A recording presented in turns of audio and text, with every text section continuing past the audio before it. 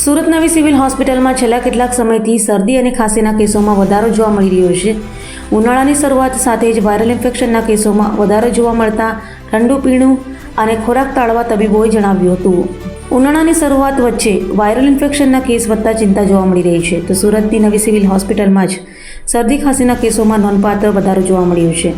ખાસ કરીને બરફવાળા પીણા અને ખુલ્લામાં વેચાતા ખાદ્ય પદાર્થોથી બચવા ડોક્ટરો દ્વારા અપીલ કરવાની સાથે બહારનું ઠંડુ પીણું અને ખોરાક ટાળવા સૂચના અપાઈ છે.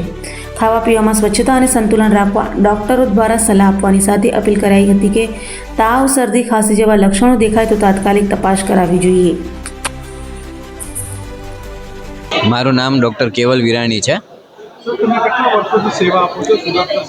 2 વર્ષથી સુરત સિવિલમાં સેવા આપું છું.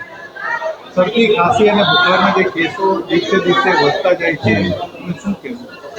હમણાં એવું છે કે શિયાળામાં શરદી, ખાંસી, ઉધરસના કેસીસ વધી જાય છે. અત્યારે અંદાજે દિવસમાં 300 થી 400 કેસીસ આવતા હોય છે અને બધામાં ટ્રીટમેન્ટ તો ચાલુ કરવી જરૂરી જ છે. શું તકેદારી રાખવી પડે શરદી, ખાંસી? હમણાં શિયાળામાં તમારે ઠંડુ પીણું, બહારનું ખાણું એ બધું બંધ કરવાનું અને ઘરે કોઈને શરદી ઉધરસ થાય 1 થી 2 દિવસથી ના મટે તો પછી ડૉક્ટરને બતાવવું જરૂરી છે. સિવિલમાં અથવા કોઈ બી પ્રાઇવેટમાં બી ડૉક્ટરને બતાવવું જરૂરી, રિપોર્ટ કરી દવા લેવું જરૂરી છે. બહારની વસ્તુઓ બને ત્યાં સુધી અવોઇડ જ કરવાની, કેમ કે કઈ રીતનું એ લોકો વસ્તુ વાપરતા હોય એ આપણને ખ્યાલ ના હોય.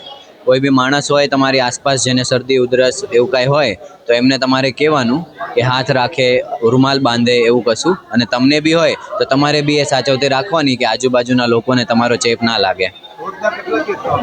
રોજના અંદાજે 300 થી 400 કેસીસ આવતા હોય છે.